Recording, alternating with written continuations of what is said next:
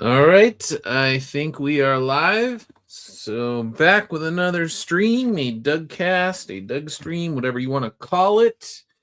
And today, figured we would catch up on some iconic comic news and talk about indie comics in general. Got some political stuff going on.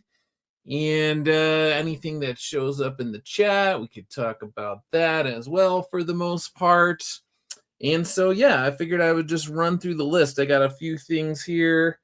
Let's see. Christy Noam's husband, if you saw that in the news, that was quite interesting. That's the guy who, uh, well, his wife was the Secretary of Homeland Security, and her husband got caught on these fetish websites and things like that, and pictures were leaked. And I don't want to like dwell on that per se, but the broader question about virtue and the importance of virtue and how politicians and bureaucrats and their families are often compromised in many ways. And if you wonder why they're not always doing the will of the American people, a lot of times it's because, again, they are very, very compromised, and they essentially have puppet masters, because the puppet masters know their internet history, they know their phone history, they know everything about them, and all the things that they want to keep out of the public, they know. And so it's one of those things where it's like, hey, we got pictures of your husband, and he's doing all this creepy sex stuff or whatever, and we're gonna leak the pictures unless you do what we want. And so that's how that happens. Anyway, I figured I could talk about that right before I was gonna launch this. What's up, American Zombie? Happy to see you here, man. Had Eric July talking about people that ask him to have like what certain Western artists work on his books. I figured I could add some 2 cents on that. Iconic Comics is going to be in Las Vegas for a licensing show. I think I may have mentioned that briefly in the last live stream, but there was some follow-up to that. And let's see what else I want to talk about.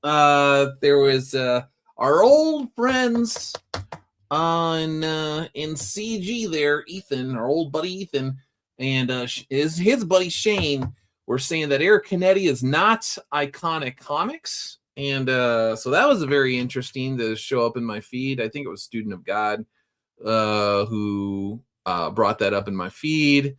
And I just thought it was really interesting because Eric Canetti, in addition to Arc Athena and working on a Common America book in the somewhat near future, actually, I know he's already been working on it, but he's also got a bunch of the DC stuff. He's been doing Absolute Batman. He's been doing Transformers stuff. He's been doing G.I. Joe stuff. I think he did a Youngblood cover, all this sort of stuff. And also he did Soulfinder Noctis Trari. So I thought it was very, very interesting to hear the self-professed CG king say that Eric Canetti is not Iconic Comics.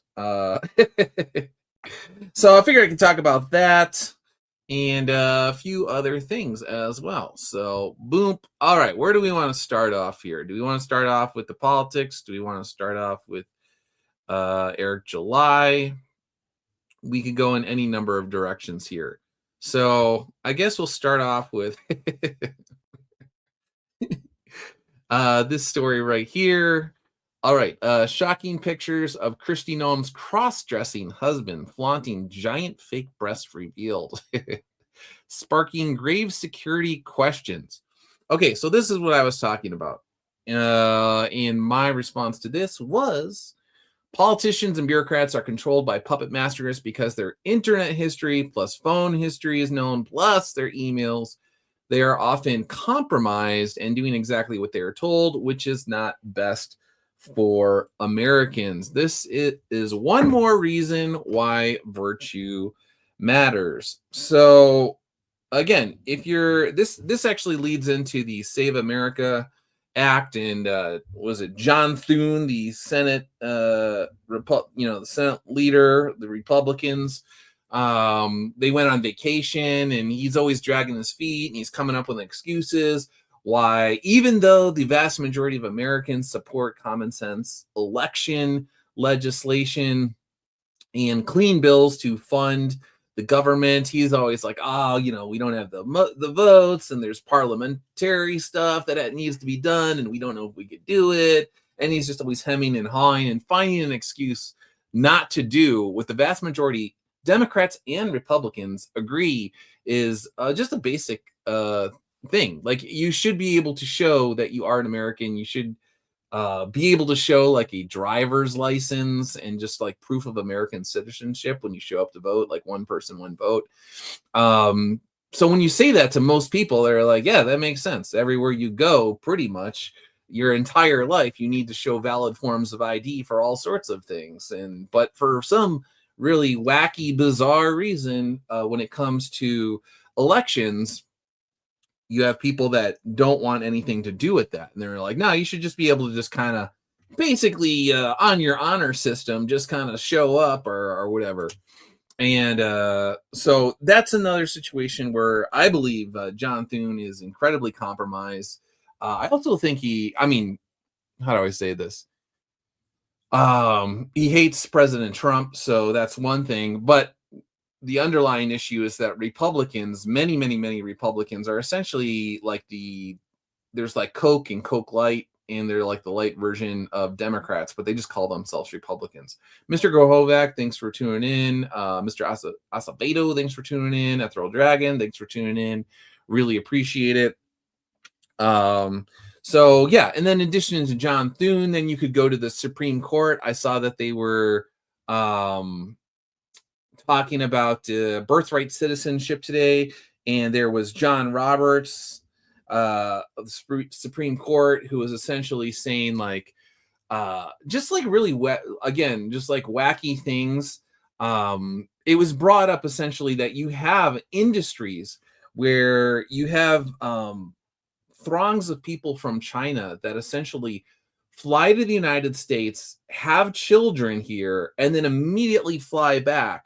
So their children are technically Americans, and this is happening again and again and again and again and again.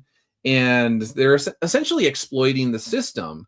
And over time, that's actually sort of like a danger. If you just have small armies over the course of a generation or two or three of people that are technically Americans, but they were just here for their birth, they got the paperwork or whatever they needed, and then they go back. Like, that's kind of like a problem. And so John Roberts was, from what I saw, very skeptical that this was like a winning argument. And he was just like, he said something like, well, it's a new world. It just like this really vague thing where you're just like, what are you even talking about? Like, who owns you? I actually think John Roberts might be owned by somebody as well.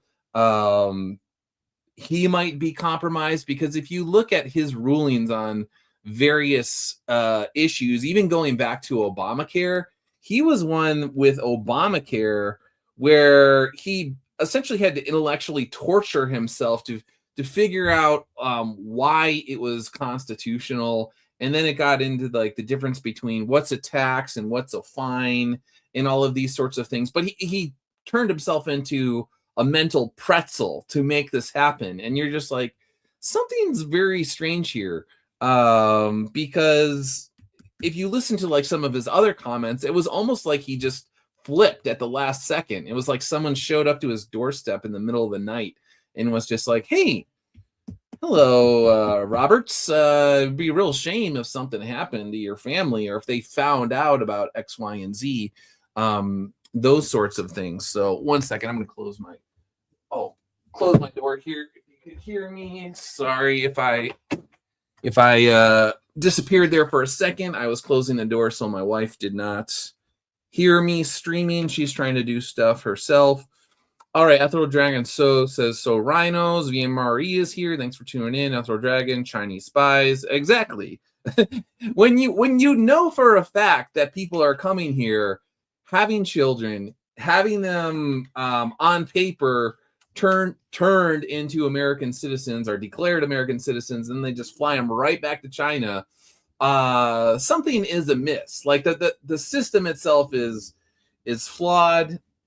And then again, you could go back to the Constitution, and that gets into stuff about like robber barons and like the early days of the Republic. A lot of the fears they had, like right after we had separated from England, and they didn't want that influence coming in and essentially like subverting or kneecapping like the essentially the new country. And that's what is essentially happening in 2026 when you have an entire nation like China that is abusing the system. But it could go to other countries as well. I digress. Going back to Kristi Noem and her husband. Like, this is the kind of stuff. Oh, that's what I was going to say. Think about the Epstein files. We know for a fact that both political parties and all of their lobbyist friends, all of their bundlers in Hollywood, in the entertainment industry, in the finance industries. With the Republicans, it would be like the bankers and the JP Morgans out there. And there was all sorts of strange stuff with them where they were the bank of, I don't know, bankrolling people that were going to Epstein Island. And then with the Democrats, you essentially have like the Harvey Weinstein wing of the political activists and all of them. Anyway, they were all going to Epstein Island. So what happens is you're either corrupt and you're at Epstein Island, and then everybody knows we're all corrupt together, we're all going to do bad things, and we're all on the same bad team, and we basically are all about ourselves and hate America. Or what happens is maybe you're not part of that crowd, you sort of try and resist it, but then they find out that your husband is doing stuff like this. Like, and then they're just like, hey, we know that you don't want to come to Epstein Island with us, and we will allow that to be the case, but it doesn't matter anyway, because now we got you on this sort of stuff. So you can stay in Congress, or you can stay in, the Department of Homeland Security or whatever, but you're going to toe the line. When it comes to these big issue things that come about, and we don't want you to do X and Y and Z, you're going to follow the line, or else we're going to let everybody know that your husband's wearing pink stretchy shorts and pink shirts with balloon nipple things going on. And he's got all sorts of sites. The same thing, I saw that Kash Patel's Google, all of his Google history or his Gmail was hacked recently, and stuff with that's coming out. I don't know what's true or what's not, but they're essentially some of the stuff that's coming out about with that. It always ends up going back to strange sexual things. And over and over and over again, it appears as though our elected officials, and you can even go back a couple of years ago, I don't know if any of you remember this, but it came out, there was somebody that was in, I forgot, it was one of the House office building, or maybe it was like the Senate chambers, where it was essentially like X-rated stuff. They were literally having sex in the Senate chambers, and there was pictures of it, and it was like gay guys or something like that. It was like the staffers, and I don't know if they were fired or not, but anyway, again and again and again, it always seems to come back that our elected officials, they go to Congress, and what happens is they're like, hey, we could make a bunch of money off the back of the American people. We could essentially just siphon off their money that they're making, funnel it to ourselves and to our friends. We can go on all sorts of like fancy trips. We can enrich ourselves, and we could just be total degenerate sexual fiends and on their dime. Because if you actually look at what Congress does, you don't really need them. So what they keep doing over and over again is creating problems. They're the engineers of so many of the problems. And then they pretend like they're not the engineer. And then they're like, we need to come up with a solution. And then the solution is more of them. They're like, you know what? We need more money. Actually, we need to expand the Department of Homeland Security.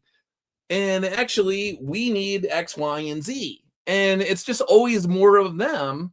And people keep falling for it. You actually don't need, you don't need the vast majority of what the government is involved in today. And I even saw a recent real time with Bill Maher clip. Bill Maher, giant liberal guy for decades and decades on end. And he was just like, you know what? I live in California, but I spend a lot in taxes. And he was like, I'm actually okay with giving 50% of my paycheck to the government. But then he was just like, but I don't see where it's going. And I don't see any sort of positive effect. I keep hearing that it's going to this homeless problem, but the homeless problem keeps getting worse and worse and worse. You know, and you're like, well, we need it for roads and this and that, but the roads keep getting worse and worse and worse. So it's almost like all of the money that they're taking in doesn't go to the things that they say it's going to go to. And all of the problems just keep getting worse. And you're like, yeah, exactly. They allow the problems to get worse. And they just keep telling you that the issue is that they weren't given enough power. They weren't given enough money. They weren't given enough authority. And you need to give them more of it. And what happens is you get these people that are in these sort of like tribalist political things. And they're like, yeah. Or they'll just blame like the other party. And they'll be like, yeah, the Republicans are the fault. The Democrats are the fault. In California, there are basically no Republicans. The Democrats have a supermajority and have for decades on end. But they always have a boogeyman that they blame. And then these other people that want to believe them are just like, yeah, that's the case. You don't want to believe that actually both parties are like apples that are, you know, they have disgusting insects and worms and things and they're rotten.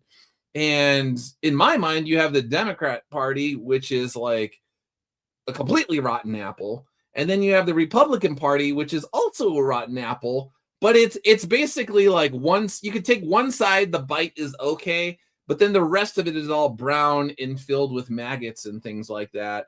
And so then you're just like, do we actually even have to have apples?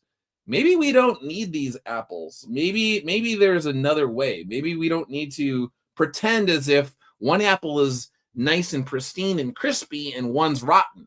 What if we just cut out the rot everywhere, whether it's Republicans or Democrats? Let's see. AL is here. Thanks for tuning in. I appreciate it. Alex is here. Yo, Doug.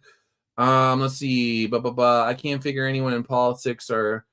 I just figure anyone in politics is corrupt. Again, the vast majority of them are, or they actually become corrupt over time. Many years ago, I've said this on streams in the past. When I worked at the Heritage Foundation in Washington, D.C., I was actually talking to a former congressman. And I said, hey, when you first came to Congress, how did you actually stay principal? And he was like, I didn't. And I laughed, and I still kind of like chuckle at it because at least he's being honest. He essentially he said like once you get to Washington D.C., they immediately start working on you, and there's just so much pressure that for the most part, the vast majority of people are they're going to give in to that pressure. And the good ones tend to leave. They're just like, I can't stay here or whatever. So, and from personal experiences, anecdotal evidence, obviously, but I don't want to say all, but most of the good people that I knew when I first started working in Washington, D.C., they left Washington, D.C. They went back to their home state. So if they were from the Midwest, they went back there and started to raise a family there. If they were from wherever, they moved out west. They moved back to their home states. They basically gave it a go. And these were people that were actually rather accomplished, and they would have went on to do very good things and been very wealthy and very connected. But the vast majority of the people that I knew that were good people, they were just like, dude, this place is rotten to the core. And it's actually very detrimental to my spiritual health. Let's see. The autist says, make shaming normal again. Remember the days when people used to keep their fetishes to themselves into their homes? Yeah, I don't know. Should I take it off this guy? I've just been like cracking up at it for like the past 20. Like, I feel bad for his wife, obviously. Because your wife is in this like position where she's got the spotlight on her or whatever, and you're like, why, dude? Why would you do this to your wife? Wait, can you not get it under control? I mean, at a minimum, you don't geez, dude, how are you gonna do this? Like, now it's gonna be a really weird Thanksgiving this year at the Noam household, or for this guy. I don't know what's gonna happen with him and his wife, if they're gonna get divorced. I don't even know. That's sad in and of itself, but it's just like, imagine this is leaked all over the internet, and now you got to go to Thanksgiving dinner with your family, and you're just like, hey guys. And then like, imagine, usually at like the holidays, there's always like old people and they're watching like Fox or CNN or whatever they're just putting on, and then imagine like a story comes up and like they're just revisiting this story while everyone's like, around the family room on the couches catching up or whatever. The kids are playing their Nintendo Switches or whatever. And then all of a sudden, like, Uncle whomever comes up with his like pink outfit with his balloon breasts or whatever. And you're like, oh man. Again, the point is virtue matters more than ever. Thought to whisper, yeah, I'm a POS, but at least I'm honest about it. Well, that's the thing, is most people are not honest about it. So, yeah, like in a really bizarre way, you're like, I at least respect your honesty on that level. At least you're like, yeah, I just turned into a really bad person. So, but it was very illuminating to me. So, all right, speaking of virtue being important, I guess we could go to like cultural stuff. Oh, we got to talk about the Japan-US alliance on Twitter, X, whatever you want to call it, that came out. Elon Musk changed the algorithm, so the Japanese tweets were immediately like translated, and Japanese people and Americans who love grilled meats found each other, and it's been awesome. And actually, my feed, I've actually got Japanese Catholics and Japanese Christians that are following me and stuff like that, which is interesting because Soul Finder Demons Match has been translated into Japanese. So my hope is now that there's a pipeline that's much lubricated, not to get back into the Christy Noam fetish stuff, but in a non-sexual, lubricated way, lubricated communication. It could go back and forth. I'm hoping that Japanese Christians and Catholics will now get word of Soul Finder and know that they could order it on the Iconic Comics website and they start buying it. Speaking of which, I got to get going on translating one of the other books. I think I'm going to translate Tunnel Hounds next, since it takes place decades earlier in Vietnam and is the origin of Father Reginald Crane. All right, we already talked about Thune refusing to call the Senate back from vacation. That was the other thing. He's got Lindsey Graham. I don't know if you saw the Lindsey Graham stuff. He was down in Disney World, and he's got like bubble wands and stuff like that. And some people were like, well, maybe he's with his relatives, yada, yada, yada. And you're like, okay, maybe that's true. But why? Like, it's all very strange to me. And it's like, you could pass election integrity bills that everybody wants, but you went out of your way to go on vacation to Walt Disney World and start prancing around with bubble wands. Something is very odd here. And as I've said before, I think a lot of them are just dragging their feet as much as possible because they don't want President Trump's agenda moving forward. Because if it's popular, and it will be popular, and it is popular, then these swamp rats, or whatever you want to call them, will look bad. And the other thing is, if you actually pass election integrity bills and you minimize cheating, both sides have cheaters. When we look at gerrymandered districts, they have plenty of cheaters on both sides, but Democrats really, really, really like cheating. But both sides like to accuse the other side of cheating when it's convenient for them. So what happens if you take the cheating line off the table, and then people just have to be accountable for losing elections? So it's like they both are cheating, but they want to be able to be like, you're the cheater. No, you're cheating. No, you're and then behind the scenes, they're like, we're both cheaters, and they have no clue. No, we actually do have a clue that a lot of you guys are just scumbags. So yeah. And you better watch out, because at some point in time, the American people, it's a powder keg. They're going to be fed up, and it's going to blow up. And you could take that either metaphorically or literally. But it's not going to be good. It's going to be 1776 action going on at some point in time. It's going to be like Blades of Steel. You know, when they threw down the gloves and you start fighting. I don't know if you remember Blades of Steel, great classic game. The American people are going to throw the gloves off at some point in time, and it's not going to be pretty. History shows that when the American people finally have enough of you, it doesn't go well for the authorities. But anyway, going back to virtue, crowds of young people lining up at St. Joseph Church in Manhattan. In the USA, there's more and more talk about the revival of Catholic Church. Our parish is a living example. So this was the line out the door. We're leading up to Easter, Holy Week. You got people lining out the door, going back to Mass, and stuff like that. So I think this ties into the corruption situation or whatever. But, I guess I could just go to what I was saying. Here's the deal. And politicians take note. Neostar Productions, thanks for tuning in. Afternoon, Doug. Sorry I missed your last stream. Hope you've been well. If you noticed on my last stream, I had to private it.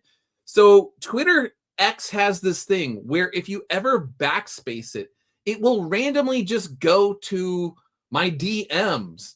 And I don't care on multiple levels, because if you saw my DMs, like it would just be like me and Captain Cummings for the most part, or me and like Soulfinder readers, just talking about, like, it'll usually have the first few things of what you say, and usually it's just like super innocuous stuff. But I know that there are people out there that are always they're just like little nosy, noodlers, and they want to know exactly who you're talking about, and they want to make a big deal about who you're talking about. And if they don't like them, then they're going to like make a big deal out of it. And I just don't want like my nice readers to get, entwined or entrenched in all that BS with just idiots that are just like, oh, did you see that Doug Ernst talks to like student of God and blah, blah, blah. And yeah, student of God shows up in my chat here. I talk to him and I literally don't care. And quite frankly, a lot of the people that care about that sort of stuff, it's just like, yeah, when you make someone, you made me a boogeyman out of your worst nightmares years ago, there's nothing left you can say or do to me. I've always talked to whoever I wanted, but like at some point in time, it's just like, yeah, dude, nothing's wrong with student of God. I'm saying that, Twitter X or whatever, whenever you like backspace, it shows every once in a while it'll go to your DMs for no apparent reason. And, it'd be like, oh, Doug's talking to student of God or whatever, or something like that. And you're just like, I literally don't care. But I know there are people out there to be like, hey, did you see that Doug Ernst talks to student of God, blah, blah, blah, or something like that. And you're like, yeah, I talk to people that have talked to me for years, dude. I literally, whatever, dude. But there are other people that are readers of mine. I'm just making this up. This is a hypothetical. Say I'm talking to Autistic Whisperer, Ethereal Dragon, Neostar Productions, and they're also in my DMs. And then these goofballs will go on their live streams or whatever And now, then it would be a situation where if I was talking to Ethereal Dragon about Soulfinder, and he was like right beneath Student of God, then it would cause headaches for Ethereal Dragon. So I don't want to cause headaches for people that, just don't want to get involved in that sort of stuff. And it annoys me that X, every once in a while, it's like I'll click on something like this and then I'll click backwards, and every once in a while it will just literally go to your chat or whatever. And I'm like, why did it do that? Why did it do that? I don't know why. So let's see. Good attitude. Micah got funny with me because I watched Captain Cummings. Yeah, and falsely labeled me as anti-CG. I mean, don't get me started on that guy. He was the guy years ago that was just like saying, I mean, he said all sorts of weird stuff about me. I never even talked about the guy. And he was just like accusing me of being best friends with John De La Rose and stuff like that. And when I didn't even talk to John, and I think at the time he was saying that, I had blocked John. Like I literally blocked John, I want to say it was a long time ago. Like maybe like 2020 is when so I had nothing to do with him. Anyway, he was accusing me of being best friends with someone who I had blocked years earlier. And then you fast forward in time and he was on his stream or something, or he was like, they were like friends, like magically. And I was like, wait a second, you were just like, what? Like I was the worst guy in the world because you were saying I was friends with this guy who I wasn't even friends with. And now you're friends with the guy? Like you guys are like, I don't even get any of that stuff. It's very weird. And he was another one who jumped all on the comic book hut. He literally did a video about me, and again, I dropped like so many receipts proving that it was all a lie. And he's the guy where all he had to do is he could have emailed me at any point in time and be like, hey, what's your side of the story? Never did it. Never just straight up just asked me. And how do I say this? He was, as far as I know, calling himself a reporter at some point in time. And yeah, there you go. The supposed journalist. So you're just like, okay, well, you're a journalist. I know for a fact that you have my email and you didn't ask me. There are a number of people. I shouldn't say there's too many, but there are people that they literally had my phone number and they had talked to me before. There are people that literally ate dinner with me down in Texas back in the day. And the second that these guys dropped their hut smear campaign on me years ago, they blocked me. They didn't DM me. They didn't call me. They didn't do anything. They just straight up blocked me. And I was just like, oh, okay. And one in particular was texting. He had my phone number. He wouldn't text me and ask me my side of the story. But he had a friend of mine's phone number, and he was texting my friend trying to essentially talk crap about me and say that I was like a bad guy to my friend, which I thought was very interesting.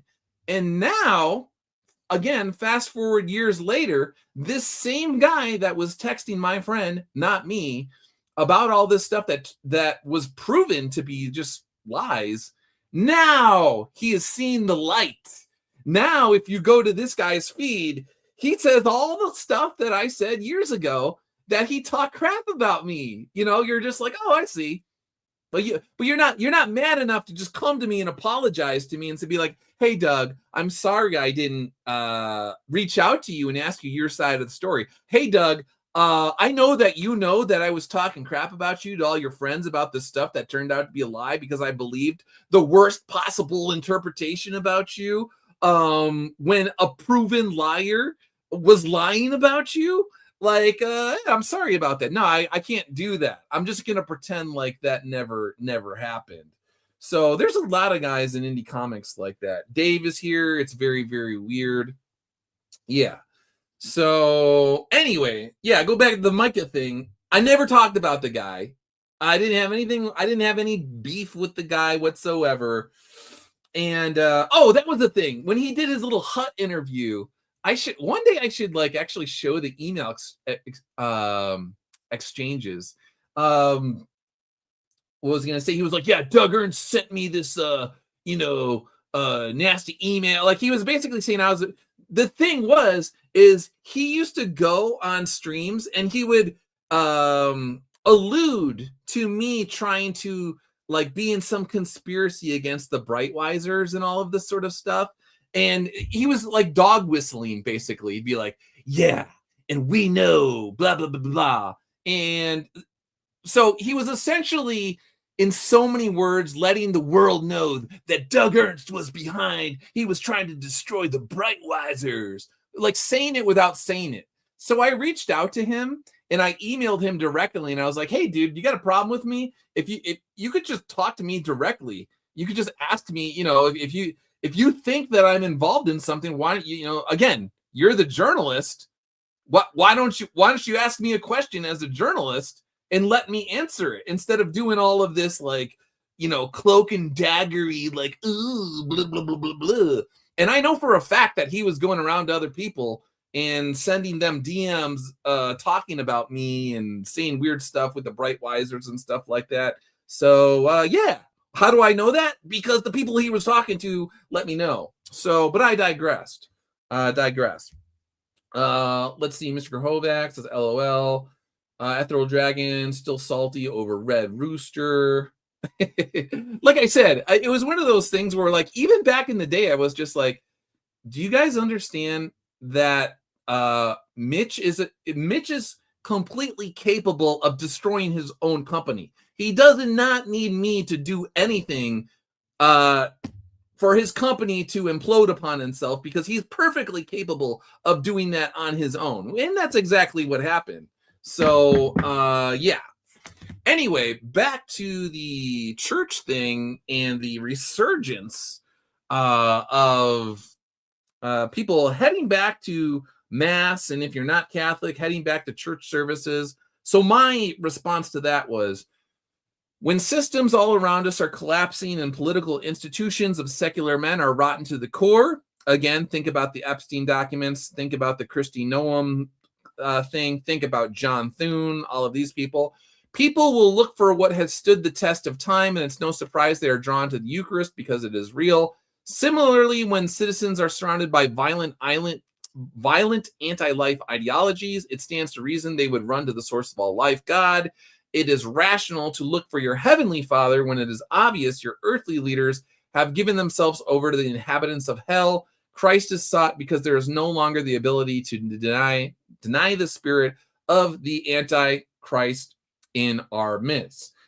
Speaking of student of God, hail the chat, praise God. Student of God, I was just talking about you, and I was saying that, there are people that if they, see my message, they'd be like, "Doug Ernst talks to student of God." And you're like, "Yeah, no crap. I don't care. He shows up in my streams. He's nice. He's polite. He engages with people in a respectful manner. I literally don't have any problem with student of God." And again, you wanted to make me your boogeyman in 2022 and 2020 and things like that. Once you make me the boogeyman, and once you make me the bad guy of all bad guys in indie comics, there's nothing you can say or do to me anymore to make me. I didn't really care before, but now I really, truly do not care what you think. I talk to Student of God, and anybody who's in this chat right now, I talk to them publicly and privately.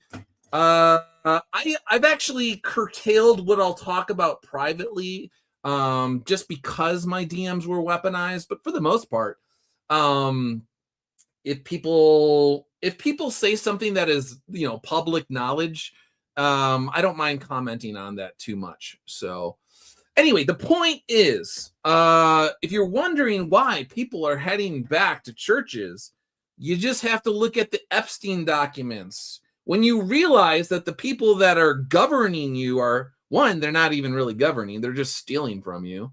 When it cuts across party lines, it cuts across ideologies, your elected officials and your bureaucrats and the most popular celebrities and sports entertainers and people in finance at the highest echelons of, the biggest banks in the world, they're all going to islands where they abuse children. And then when the evidence comes out and everyone's demanding justice, hey, presto changeo, we got a big war and we're going to talk about war 24/7 because we're at war. Blah, blah, blah, blah, blah, blah, blah, blah, blah. We're, don't concentrate on the island with the kids. We got to concentrate on the bombs. Boom, bomb, boom, boom. All that sort of stuff. So very, very interesting that we just had to go to war right when the entire world was focused on the Epstein documents, and everybody that rules the world was, a good portion of them were all in bed, literally and figuratively, with child abusers, doing evil stuff, and actually cannibals on top of that. So it's just like, oh, the people that govern you are a bunch of cannibalistic child abusers into the occult rituals and talking about Moloch and Satan and stuff like that. That's weird. So, yeah, that's why people are going back to church. That's why people are going back to mass, is because they realize if evil exists, pure evil exists, then the opposite must be true. Then God must exist, because we know for a fact this is a level of evil that's got a personality to it. It's like a living, breathing thing that's affecting people, and it's prevalent everywhere in all elements of society, across all of the substratum of society, or something along those lines. So anyway, let's see. Boom, talked about that. Let's see what else we got. I guess we'll go back to the Eric July thing that I saw. Hard Boiled. If you haven't watched Hard Boiled, never seen it, check it out. Chow Yun Fat, John Woo. This is my teenage years right here, man. It was really weird growing up in the Midwest watching John Woo movies, and nobody else is watching John Woo movies. It's like me and my brother and maybe a couple guys in my high school were watching movies like this back in the early 90s, and everybody else was watching, like, what is it, like Martin Lawrence movies where he's like a knight or something. Like and you're like, I think I'm okay with the Martin Lawrence movies. I think I'll watch John Woo.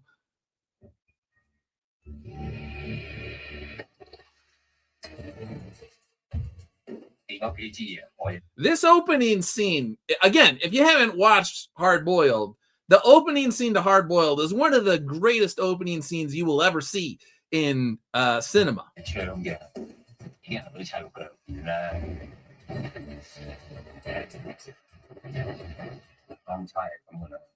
When I was in the Army, I would save my paychecks because one day I was like, one day I'm going to fund my own indie movie. And so when you get shot with the guns and these, they have what's called squibs, which is like the blood explodes or whatever. I'm going to buy my own, like, the fake guns. I'm going to buy my squibs. I'm going to set it up. I'm going to get my camera. All right. The camera cost, like, I think back in the day, it was like $12,000 or whatever. It's like, I'm going to get a Steadicam and all this sort of stuff. And I am going to do my own indie movie inspired by things like this.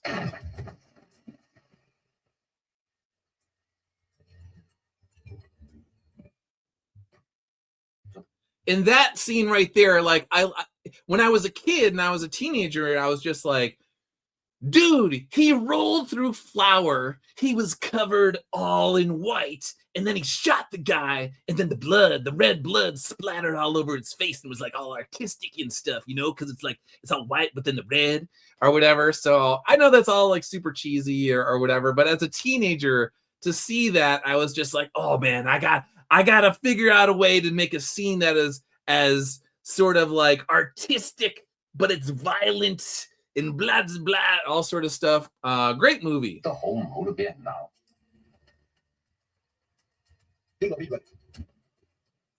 So cool. Mr. Grovac, cheesy is an insult. It's art. Nah, this is so good. And then I was like so psyched because John Woo was gonna, I think, Face Off. I don't know if that was his first American movie or if it was the Mission Impossible. But I was like, oh, John Woo's coming to the United States. He's gonna be doing Hollywood movies. It's gonna be like so great, blah blah blah. And then he did Face Off, which you're just like, what? Okay. The Mission Impossible movie was fine. I know it got a lot of flack when it first came out, but I never really had a problem with the Mission Impossible John Woo flick, the second one. So American Zombie says Soul Finder indie film. Dude, when we talk about crypto, we'll get back to that. Yeah, if I can make my own Soul Finder movie down the line, if I have the capital to do it, I will seriously explore how to go about doing my own movie. And I don't know if I would put myself in the director chair at this point in my life. But anyway, we'll talk about it.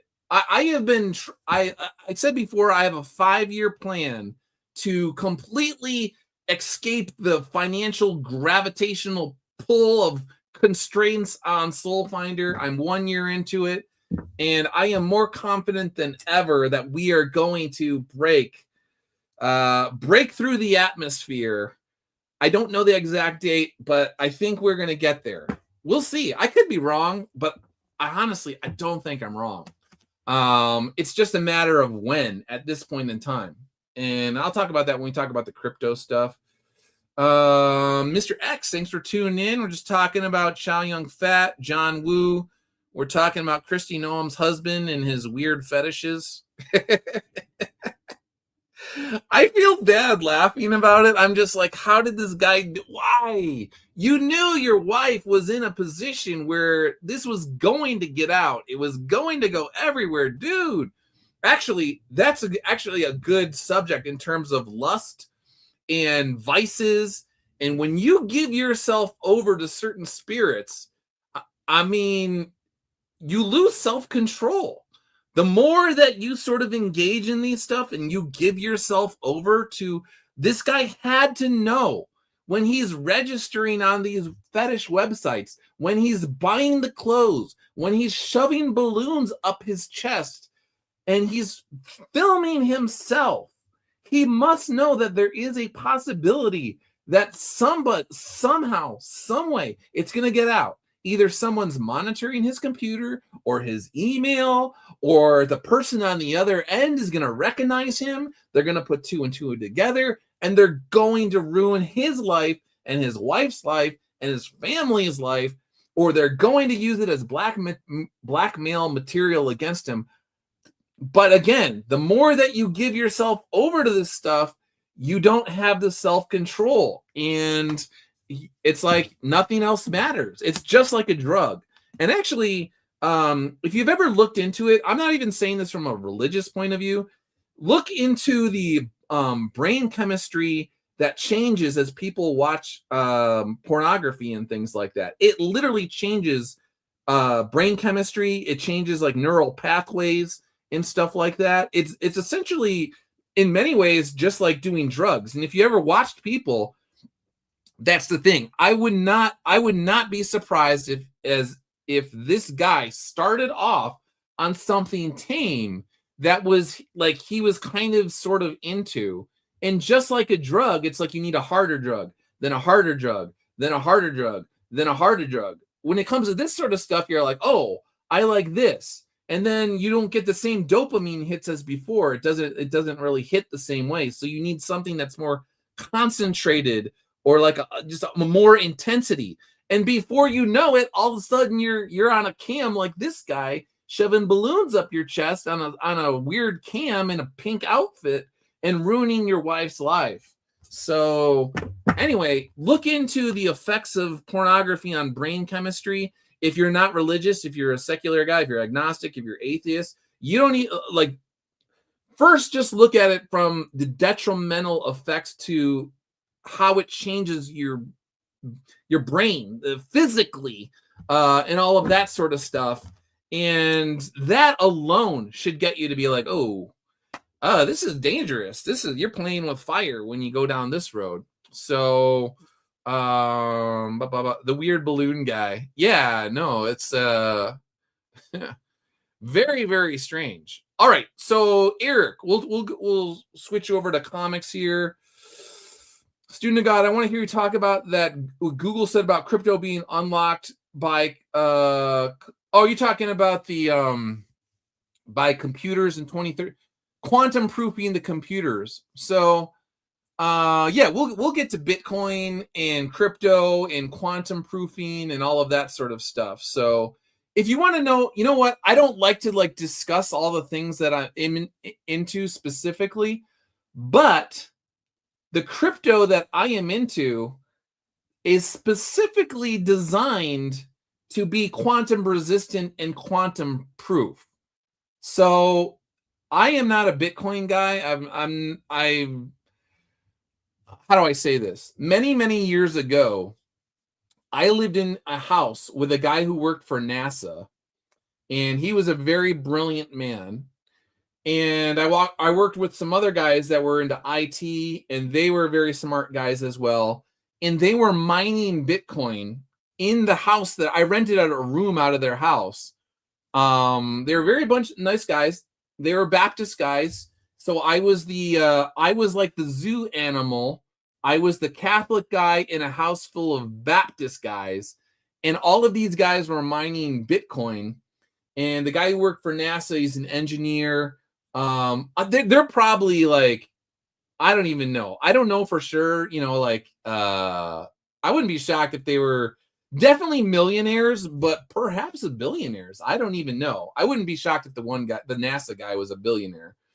But anyway, they were mining Bitcoin at the very start. This was like, I want to say like 2010 or so, maybe. 2011. I don't know. It was very, very, very early on. And they were big into Tesla as well when Tesla first started.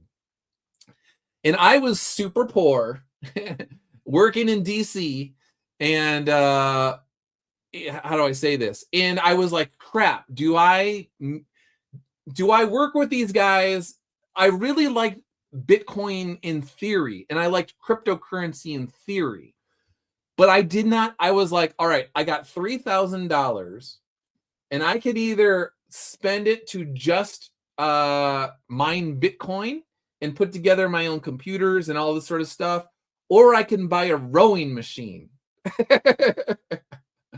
I bought a $3,000 or $4,000 rowing machine instead of, you're like, what, you idiot, you idiot. So, but the other thing is that the government was really weird about Bitcoin back in the day. And then they were like, you know, they basically, there was a smear campaign against crypto, and they didn't want you into crypto when they were trying to tell people that only drug dealers use crypto, only bad people use crypto, and all of this sort of stuff. And so I didn't want to get involved in that. So I was like, I don't want the federal government on my case. I don't know. So I was torn. Anyway, I bought the rowing machine. They were mining Bitcoin. They are probably insanely wealthy right now. But I was always kicking myself years later that I didn't just find a way to make it happen. And I was like, why did I allow the government to scare me about getting into crypto? So anyway, it was always like on my radar, and I was just like, I need to find a way to get back into it at the right time. And the right time was when I met that guy at Anime Sunika, who I believe was the answer to my miraculous metal prayer, because I had been praying the miraculous metal, and I've been talking to God, and I was like, God. And this was after these Hollywood guys, writers and producers wanted Soul Finder, but they wanted me to essentially give them all of the rights to Soul Finder. They wanted everything across the board, all the rights. The only thing that I can do under the contract that they wanted to give me was essentially do the comic books. And anything else, I would have had to like jump through hoops to get permission and all of this sort of stuff. Anyway, that ended badly because it was either all or nothing. and I was not going to sign away the rights to Soul Finder to these Hollywood guys who probably would make Father Redder an atheist and a child abuser and all of this sort of stuff. Anyway, I was praying the miraculous medal, and I was like, God, Our Lady, the miraculous medal, I need to find a way to unshackle myself financially. I need to be able to make a movie if I want to make a movie, and not have to worry about anybody being able to hold anything over my head. I need to be able to. I don't want to have to only make batches of rosaries and $300 or $3,000 batches. Was that $3,000 batches? So every time I do the rosaries, when they sell out, I'll get a new order, and it'll be anywhere from $3,000 to $5,000. I think one time I did like a batch that was $10,000. After like we basically sold out when it was like Jack Posobiec, and anyway, he like shared it way back in the day, and then like rosaries were flying off the shelf. Ram, thanks for tuning in.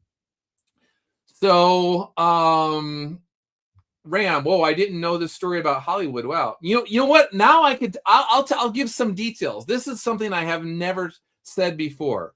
So there's a guy who is involved in he's done Hollywood like legit Hollywood stuff before.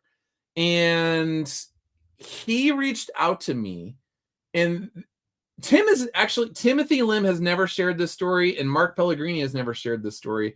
So I will share it. There was a writer-producer who reached out to me, and he said, my brother is a Common America reader, but he also read Soul Finder, and he told me that you would like Soul Finder. You should read Soul Finder. So the writer-producer guy bought Soul Finder, read it, liked it, and he emailed me. When did he email me? When Comicsgate and Ethan Van Sciver and the Comic Book Hut and all of those guys launched their smear campaign against me. And basically all of indie comics was like, I was the boogeyman. I was the worst guy in the world. And it was all lies. It was again, I've dropped plenty of receipts on all of this sort of stuff. All these guys deleted their videos when I started dropping receipts. It was lies. But I digress. So it was like the darkest of the dark days. And I was just saying my rosary, and I was just like, God, Our Lady, I'm just putting all of my faith in you. I don't even know what's going to happen to this, because I had quit the Washington Times. I had left, and I went to go full time into indie comics.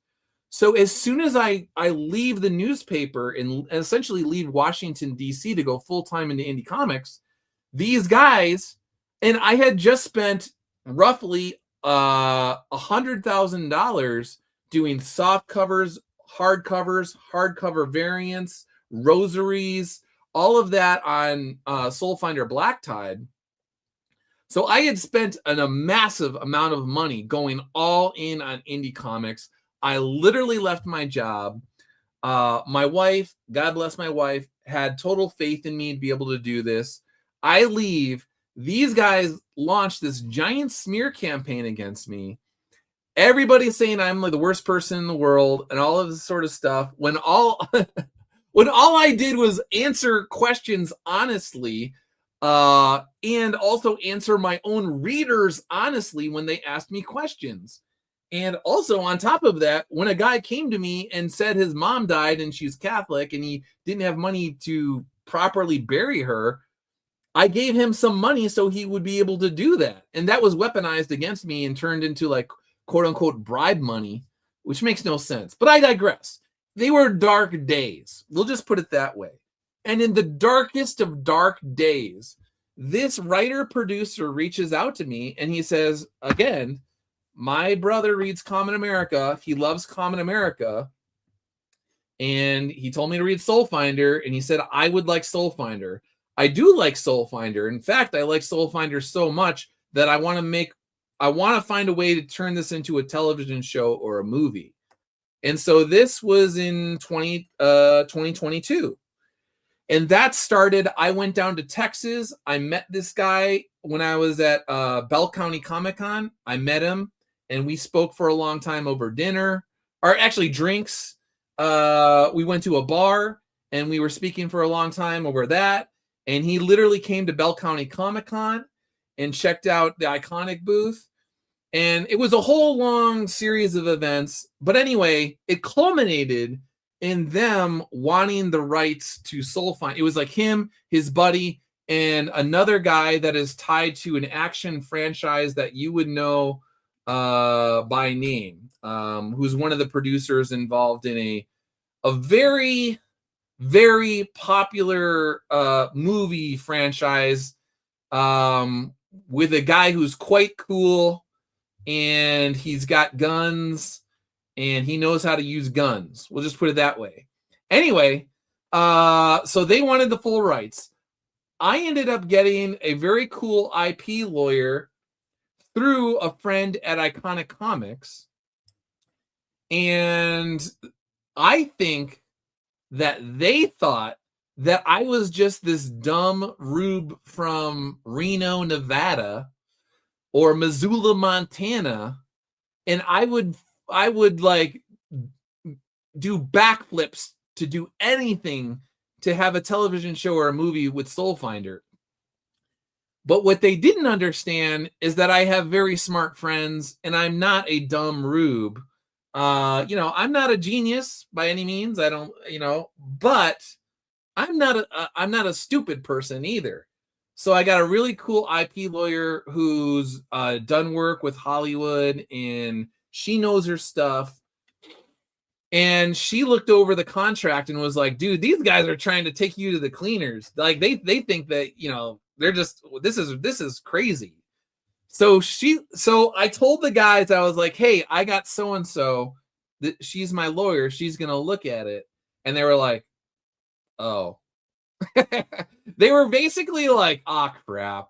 But they had to play it off. So like the guy was just like, oh, that's really good that you got someone, you want to make sure you dot your I's and cross your T's. So they were like, ah, crap. And so anyway, she goes over the contract, sends it back to them, and they're pissed. They're ticked off because they realize that I'm not going to just sign everything over to them. So then their lawyer is totally involved, and it goes back and forth. And he tries to, basically their lawyer says, like, his branding isn't strong enough to demand, the things that you're demanding. I wasn't demanding anything crazy. I wanted a fair contract for what they said Soul Finder was worth. They said that it had the potential to be another Jack Ryan type series. And they wanted a budget, that was commensurate with Hunt for Red October when it came out, in whatever year it came out. I forgot, I don't know, late 80s, early, whatever it was, when Hunt for Red October came out. I think it was like a $30 million budget back then. So then I went and I accounted for inflation. So you're telling me that you are telling studios, you're going to like Paramount, you're going to Universal, you're going to all these places and telling them that it could be Hunt for Red October, because they had also read Black Tide. So if you tell me it has this potential, and you're asking for these budgets, as the creator of the series, I would like this percentage of the budget, and I would like this percentage of the profits. And if there's a sequel, I want this percentage. And I'm not even asking you for an exorbitant amount. I just want what's like remotely in the ballpark of fair. I just want you to not exploit me. But they couldn't do it. And they got pissed off, and they just went total radio silence. And they, basically, it was one of those things where it was just like, they knew that I was serious, and they just left. And they were just like, you know what? you're throwing away like months and months and months and months of work or whatever. And I was like, I'm not throwing away anything. You all you have to do is be reasonable with me, and I don't even care if you have like that's what I said. I said to the lawyer, I was like, I don't care if it's a lopsided deal in their favor. I obviously don't care about that. But what I don't want is to be completely exploited and treated like I'm just like a nothing. And they didn't want me in the room at all. They wanted me completely out of the picture. And it was just like really weird. Anyway, so back to the story. I had been praying the miraculous medal, and after all this Hollywood junk, I was just like, not even 3% student of God. And with every successful sequel, they wanted me to make less and less and less and less. It was going to go down by like 0.5% if it was successful. So yeah, it wasn't even 3%. So anyway, it was ridiculous. So, and then I was like, what about merchandise and all of this sort of stuff? If you're going to do Soul Finder action figures, if you're going to do Soul Finder plushies, if you're going to do like, all this sort of stuff, like this is not even in the contract. Like, let's talk about all of this sort of, so that wasn't even in there. So I could just keep going on and on. So I'm praying the miraculous medal, and I was like, God, Our Lady of the Miraculous Medal, I need to find a way I need to untether myself from all these financial issues. So then I was not supposed to be at Anime Sunika. So through a series of miraculous events, I ended up being like, all right, I'm going to go down. I'm just going to chill out. I'm going to chill out with Mark. I'm going to chill out with the Kindred Heaven guys and all this sort of stuff. I wasn't supposed to work. I wasn't supposed to be there. So then I get there. I wasn't even supposed to work. So then the guys down in Texas were like, hey, Doug, we figured you might want to work, so we just set up the stuff for you anyway. So then they have all the Soul Finder stuff out, and I'm thinking about it, and I was like, you know what? I would be like kind of a shiza bag if I just came down and I didn't sell anything all weekend, and I was just like annoying Mark and Scott and Bryce and just talking to them all weekend or whatever. So I should work. So I was like, all right, I'm going all in. I'm working. I'm going to work my butt off. So then I, set everything set up. So I wasn't supposed to be there. Then I wasn't supposed to work. So I am there. I am working. And then a guy in a mask comes up to me and he's like, hey, what is that symbol right there? I keep seeing it everywhere I go, and I don't know what it means. And it was the Kiro symbol. So I was like, oh, the Kiro. I'm sorry if my pronunciation, Kiro. And it basically translates into Christ or whatever. So he's like, can you tell me about it? And can you tell me the history about it? Now, granted, this is the stylized version that Timothy Lim designed. So Timothy Lim, the practicing Catholic, designed the Kiro. All right. This guy in a mask, I don't know who he is, comes up, says he keeps seeing the Kiro everywhere he goes. Can you please tell me about it? I tell him everything I know about it. Then he goes, okay, I'm going to buy the first 3 books. Well, the 4th book is the one with the Kiro in it. So he buys the first 3 books, and I'm like, he asked me about the Kiro. I was like, hey, dude, just take the 4th book. It's got the Kiro in it. It's got a priest, a soul finder, and whatever. You're going to want this. And then I was like, hey, dude, here's a patch. It's the Kiro patch. You asked about it. Here's the Kiro patch. Just take it. You bought the first 3 books. You can have the 4th book for free, and you can have the patch. And he goes, you know what? I'm going to try not to get like weirdly emotional here. He was like, you were so nice to me. You told me about the Kiro. I want to do something nice for you. And then he goes, he's like, I don't like cryptocurrency, but I do like this. Look into it. And then he just walks away. So then I look into it. And the more I look into it, I'm like, this is the answer to my prayers. This is going to be huge. This technology is so good that if it is adopted, at scale, mass adopted at scale, and it does the thing that I know it can do, it's going to go parabolic. It's going to go ballistic. It's going to go to outer space in terms of the price. And I was like, this is the answer. This is the answer to everything. I know this is the answer in my prayer because I prayed for it. I wasn't supposed to be here. I wasn't supposed to work. I'm here. I'm working. Timothy Lim was the one who introduced the Cairo into the Soul Finder universe in the crossover book. And this guy, a total stranger, asked me about the Cairo, says he's seen it everywhere and he wants to know about it. And then he tells me, I don't even like cryptocurrency, but I do like this. Check it out, tells me, and just turns around and walks away. And it turns out that he was right. And then I spent like 13 months trying to shoot holes in my logic because I'm like, I can't just go, like, I got to at least make sure that I'm not losing my mind. Like, I believe this is the case, but I think it's true. And I'm every single day, I keep trying to shoot holes in my argument. And I'm like, no, it's this is going to explode. But then I was like, all right, in order for my prayers to be answered, there's this whole litany of things that need to happen within the crypto asset class. And they need to fall into line in terms of like Tetris blocks in order for this to happen. And if I told you all the things back in early April, it was basically about this coming weekend last year, right around Easter, like whatever, all this sort of stuff. Holiday, Easter season, Holy Week, all this sort of stuff.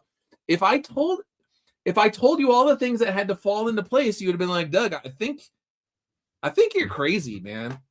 Well, guess what? Every single thing that needed to fall into place over the past 13 months literally fell into place.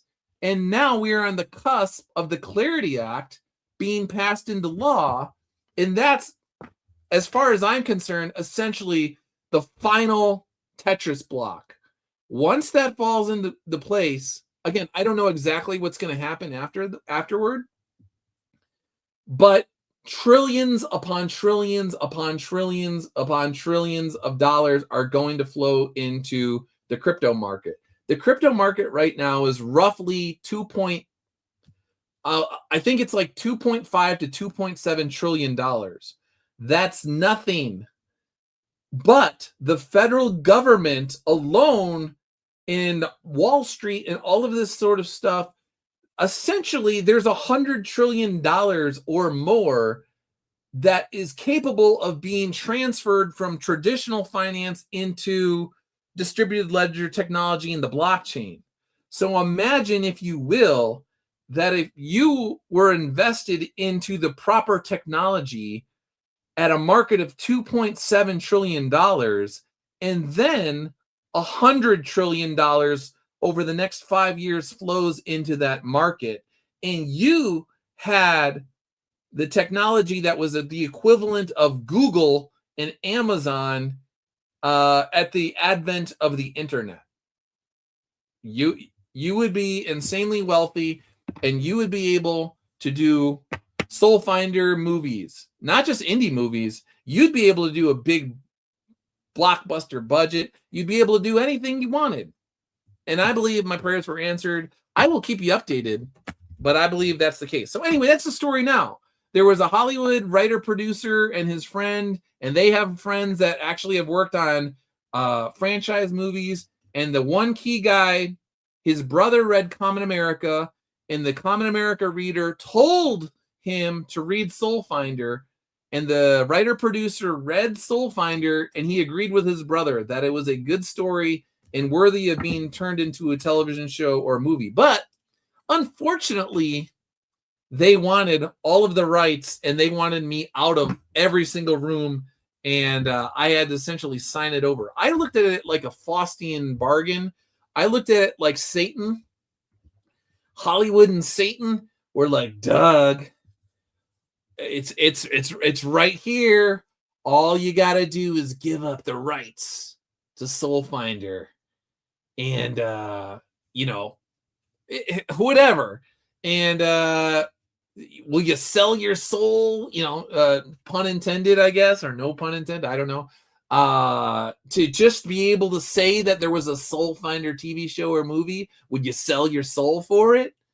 And as far as I'm concerned, the answer is no. I'm not selling my soul for Soul Finder, and I'm not giving it away to people that I believe would allow Hollywood to have their way with it and turn Father Redder into some sort of molester priest or an atheist or something like that. I was perfectly fine before I met all of those guys, and I believe that, I didn't need them when they came around. I was perfectly happy with my life, and I'm perfectly happy now. And if anything, they set me on a course to be able to do the things that I want to do. So yeah, Dave says maybe he was a guardian, maybe he was an angel. I don't know about that, but I will say that I believe that the Holy Spirit moved that guy in ways that maybe he doesn't even understand. Because like I said, he came up and he was like, I keep seeing this Cairo everywhere I go. Why am I seeing this everywhere? And I don't know what it means. And I just saw it again today at a comic convention. I gotta know, what is this freaking symbol and what does it mean? So like that was like the breaking point, is like he had been shown the Cairo here and there and everywhere, and he's just seeing it and he's like, what is that? What is that? What is that? And finally he just snaps in front of my booth because he's like, I can't take it anymore. So in my mind, it's like, if anything, angels or the Holy Spirit, they were moving the chess pieces around because they knew that when I interacted with this guy, if I showed charity towards him, if I showed kindness towards him, and I basically, that was the other thing. Part of it was only after I spoke to this man about Christ and talked to him about Christianity, that was like the unlock, the key. Because it actually wasn't even just like that, but then I like basically had to give him the symbol of Christ.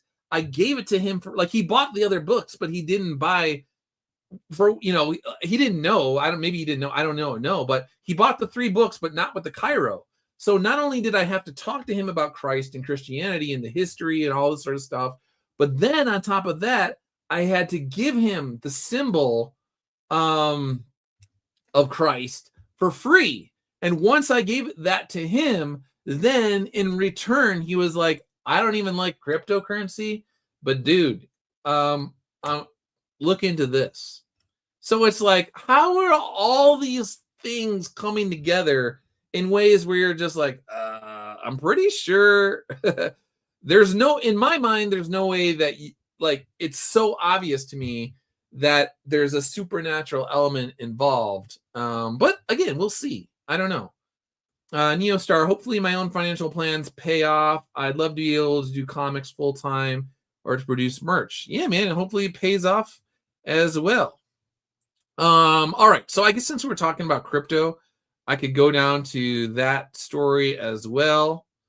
Speaking of Timothy Lim and the Cairo here, again, Tim introducing this to Japanese people, and now I have Japanese Christians following me, and also they know about the books, and that the books are translated into Japanese.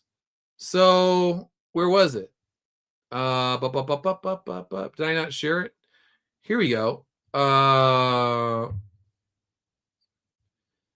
So more Japanese people. If there are any American bros among you who visited here who write fantasy or military novels, I'd love to hear about it. I read a few works yesterday, but I really like the vibe of your guys' stuff. So Tim shares the project paid for the Japanese translation of Soul Finder. And now I also have Japanese Catholics and Christians who are following me. So again, all very interesting stuff. All right, where's the crypto story? I will find it really quick. NBC News. Here we go. So NBC News, God and Bitcoin, why some Christians are going all in on cryptocurrency, from churches allowing congregants to tithe with digital coins to blogs promoting Bitcoin as biblically sound. There's an emerging Christian crypto subculture. So my response to this is that, again, I've never been a Bitcoin guy. In theory, when Bitcoin first came out, I liked Bitcoin in theory. But as time went on and I started to, once the government came around on crypto and I started looking into it, in my mind, there are other technologies in crypto that are far more useful to society than Bitcoin. People call Bitcoin a store of value. There are plenty of other cryptos out there that can serve as a store of value that also do other things that have utility to them that Bitcoin simply doesn't have, because it's like the great granddad of crypto or whatever. So it's like, it'll always have that special place in people's heart. But if the only thing you're looking for is a store of value, there's other things that can be stores of value, but also they have other utility to them. And, Student of God wanted to hear about the, whatchamacallit, quantum proofing and all of this sort of stuff. So, okay. So in my mind, your average person out there, you do not need to be a Christian to understand that fiat currencies that are being printed by governments at an alarming rate, and they're backed by nothing, that is a recipe for disaster. On a long enough timeline, it's already bad. If you look at the dollar and you go back 100 years or whatever, and you look at the U.S. currency, and you look at how much it's been devalued over decades and decades and generations, and this is the top performing currency in the world, basically, or close to it. I don't know for sure. I shouldn't say that. But it's basically been the world reserve currency for many, many, many years, decades now, the petrodollar and all of that. Look at how much our government has devalued our own currency, and ask yourself, do you honestly believe that the U.S. government is going to get its financial house in order? Are they going, or are they going to continue to print money and devalue it, and everything is going to go, the shiz is going to hit the fan? Because if you believe that the shiz is going to hit the fan, then you are going to look for a financial arc. And many people are going to look to crypto. So Bitcoin, for people that like Bitcoin, they would be like, it's a store of value. There's, for all intents and purposes, a fixed amount. That's not entirely true, but I want to get in on the weeds, all that. And so I would rather have my wealth stored in something that is not going to be infected, not going to be affected by inflationary policies, etc., etc. And so that's why they go to Bitcoin or whatever. This article, though, to me, if I was going to put my conspiracy hat on, I would say this is a red flag, because it only talks about Bitcoin. It doesn't talk about anything else. So it's like, are they trying to both get Christians to go all in on Bitcoin, but then trying to get other people to be scared off Bitcoin? Because like I said, there are plenty of other, there's thousands of cryptos, but there are crypto that the United States government has already said are commodities. They're not securities, but they never talk about any of the other crypto. Why do they not talk about anything other than Bitcoin? You could say, well, the journalists, the reporters, just stupid, blah, blah, blah, blah, blah, blah, and they only care about Bitcoin and whatever. But to me, it's a red flag when you only will talk about what are the cryptocurrencies and the technologies that they're not talking about.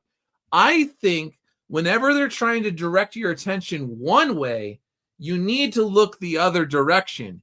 If they're trying to get everybody to focus on Bitcoin, that means that there's something in the other direction that they don't want you to know about.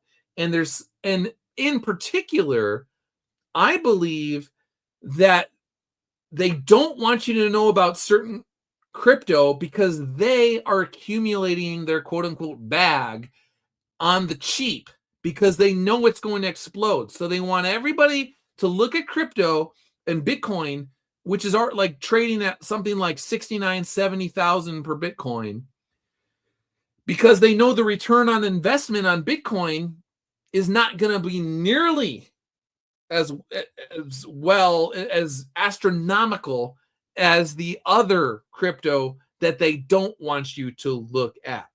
So, getting back to student of God, the government is and will use crypto to wash USA debt. That's true as well. I believe that is true.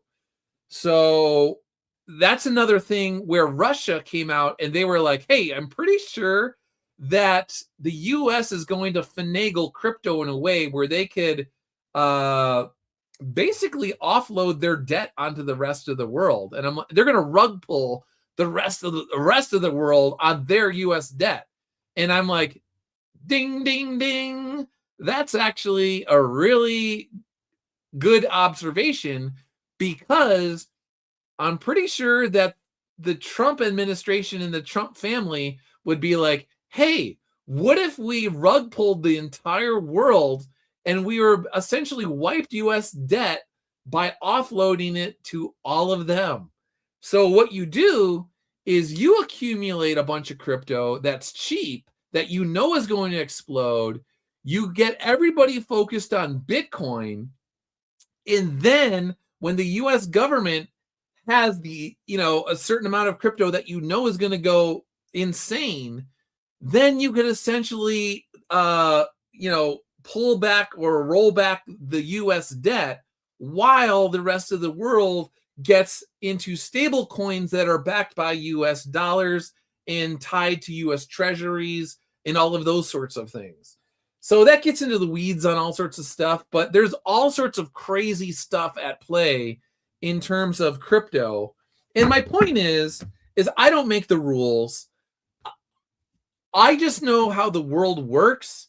And if the writing is on the wall that the fiat currencies are crashing and burning and being devalued and inflation is going to be a problem in the years to come and all of this sort of stuff, I just need to know where the right financial arc is so I can go there. So when all of these world leaders that are moving their, they treat everybody like pawns and chess pieces and rooks and all this, bishops and all this sort of stuff, I just need to know what's going to happen over the horizon so I can position myself.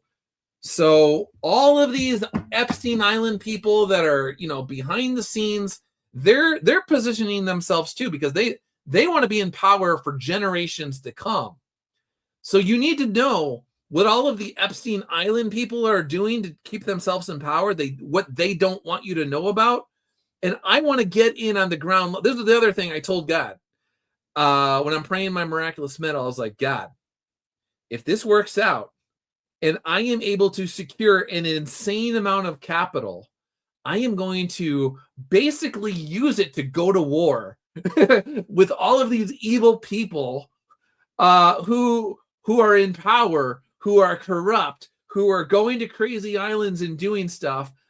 If I have a financial war chest from this crypto, once it goes to Mars and outer space in terms of the, it spikes, the profit spikes, I am going to war with all of these evil people who have given themselves over to Satan.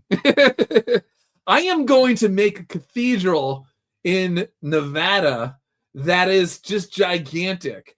I am going to, you want to talk about creating rosaries and just down the list.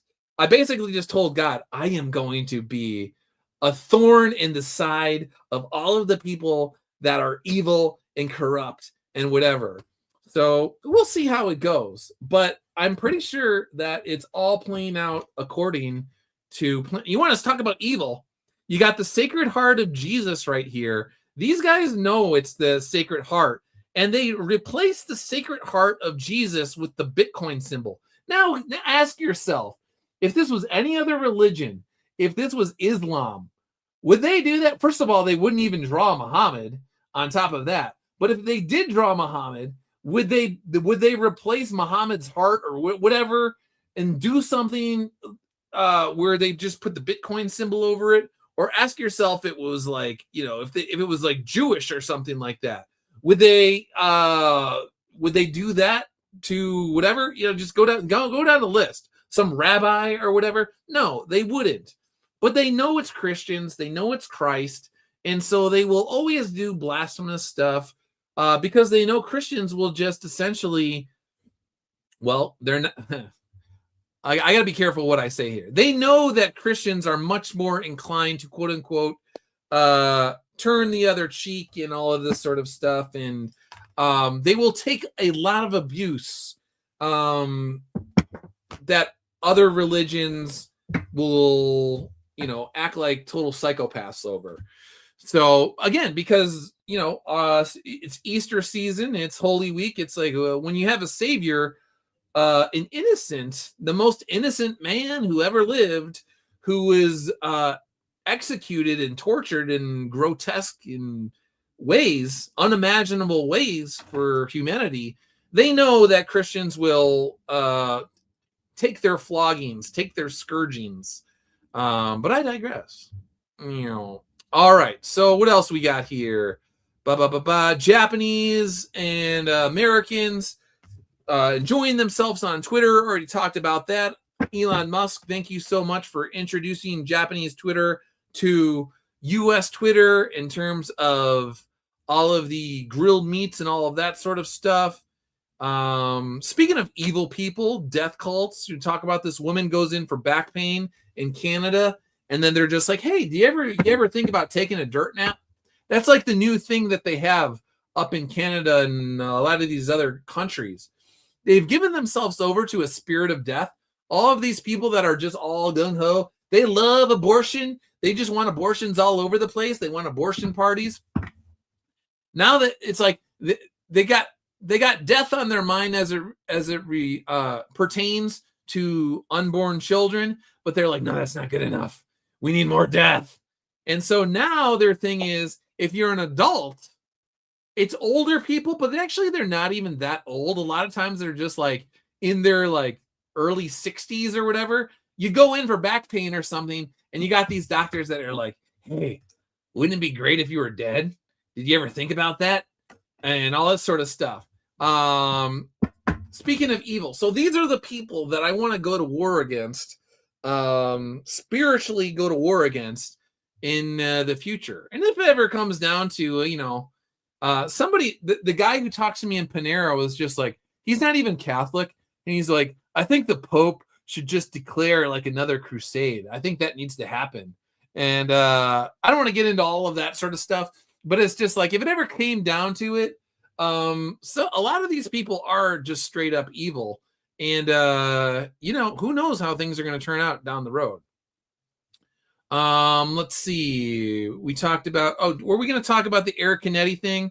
So speaking of Student of God, he played clips from our old pal Ethan, recently saying that Eric Canetti, is not Iconic Comics. So, Bill Williams got a campaign out. Check out Bill Williams. If you're a young creator and you want to know about making comics, check out his campaign. So, here we go. Student of God. Here we go. We'll play this. All right. I saw this, man. We'll talk about it. Let's talk about it. It's crazy. Eric Canetti is on Absolute Batman. No, Eric Canetti is on Absolute Batman. Eric Canetti was something before, way back when he worked at Wildstorm. Yeah, Eric Canetti is an insanely talented artist with an insane resume. Eric Canetti did Iron Man in the past. That's true. Eric Canetti is good. Not... Ethan, he is good. Yeah, he is good. Is not Iconic Comics. Really? You sure about that? Because the last time I checked, Eric Canetti was doing Soul Finder Noctis Terrari. Let's see what else we could find on here. Let's see. Eric Canetti doing a Common America story in the future. Eric Canetti. Hey, book 1, book 2, book 3, book 4, book 5, book 6. Let's see. Can I play this while it's on the Iconic Comics? Does anybody, is everybody just living on the fucking internet? Yeah. Worked at Wildstorm. Eric Canetti did Iron Man in the past. Eric Canetti is not Iconic Comics. Does anybody, is everybody just living on the fucking internet? Yeah. How am I doing, Matt? Inglorious Rex 3 has beaten Inglorious Rex. Yep, I hate to tell you, Shane. Eric Canetti, book 1, book 2, book 3, book 4, book 5, book 6, and Noctis Terrari. Eric Canetti is Iconic Comics, whether you want to admit it or not. There you go. Variant cover C. Oh, he's got all sorts. I got the artist edition right there. There we go. All sorts of Eric Canetti books. All sorts of head sketch stuff. Iconic Comics. Now, the question is, why would these guys do that? Why would they go out of their way to say that Eric Canetti is not Iconic Comics when his books, his series is put out through Iconic Comics, and literally Iconic Comics is on the spine? Do you see what they're trying to do? And here's the other thing. The only time I pretty much talk about these guys is when they say stuff like this. They go out of their way to minimize Iconic Comics, and they go out of their way to try and put out false narratives about Iconic Comics. And so when you have somebody who's as talented as Eric Canetti, who's doing Absolute Batman, they don't want you to hear that somebody with Eric Canetti's talent is lending itself to Iconic Comics and lending itself to himself to Soulfinder. So they want you to think of me as just some ridiculous guy who's, not really a writer, even though I've been paid to write for my entire, basically my entire adult life. I wasn't always doing comic books, but I wrote for Newsbusters back in the day. I worked at the Heritage Foundation. I went all around the country talking to young people about conservatism and American ideals and American values with policy experts. What was I going to say? Went to the Washington Times, worked for roughly a decade. My work was seen on nationally syndicated radio shows, Rush Limbaugh, Mark Levin, Fox News. My work was literally cited on Fox News to millions, literally millions of people. Drudge Report, when Drudge Report was at its peak before Drudge sold it to somebody else or whatever happened with that, and it became insane. But way back in the day, my stories for the Washington Times were bringing in millions and millions and millions of views. People obviously don't care about the writer when it's political stuff. When I'm writing about drone technology, when I'm writing about DARPA, when I'm writing about bioengineering and biohacking and all of that sort of stuff. But whether anybody likes it or not, my work was again seen by millions of people and kept the lights on. Not me exclusively, but I played a good role, a chunk in terms of keeping the lights on at the Washington Times, in terms of the traffic that was brought in, and then obviously the ad revenue and all of that sort of stuff. You want to talk about Epstein Island and the WikiLeaks files and Weinstein and all of that sort of stuff? I was covering the Podestas and all of that. I was covering all of that stuff when nobody wanted you to cover that stuff. And in fact, I was told to, for all intents and purposes, knock it off, because I was making editors at the Washington Times incredibly skittish about lawsuits and stuff like that, because I was covering the WikiLeaks documents and Hillary Clinton with Moloch and all of that sort of stuff, and Weinstein and Epstein and all of that stuff. When Twitter was not owned by Elon Musk, it was owned by Jack. And when Mark Zuckerberg and Jack were going out of their way to take the accounts away of like the New York Post and others over the Biden documents and all of that sort of stuff.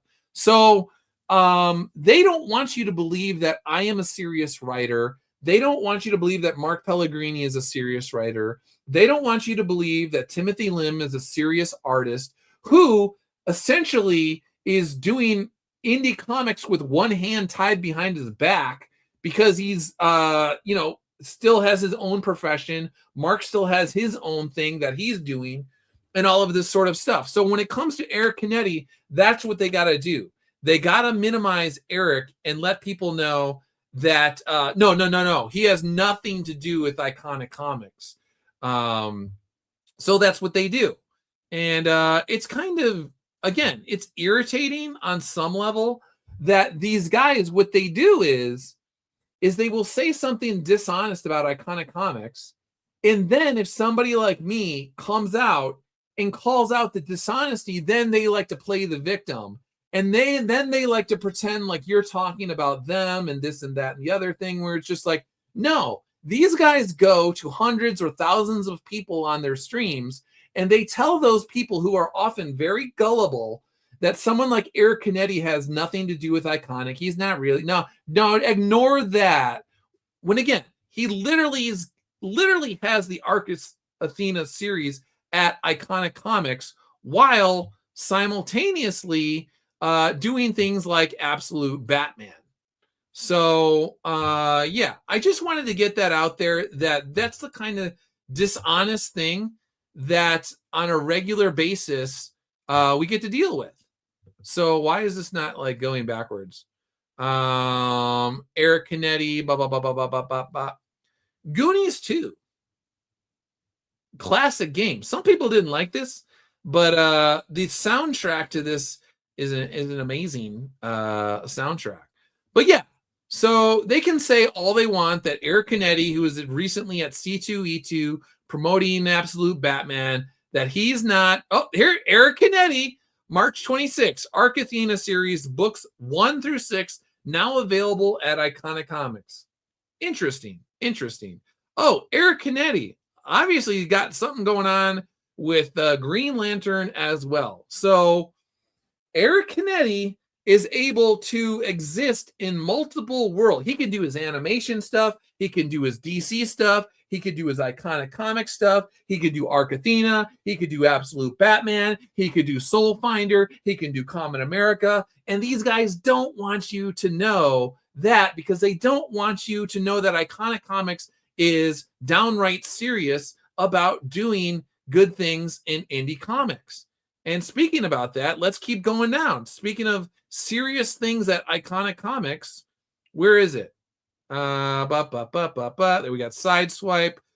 I saw them recently. They were basically poo-pooing Barnes and Noble right after it was announced that Common America was going to be in Barnes and Noble.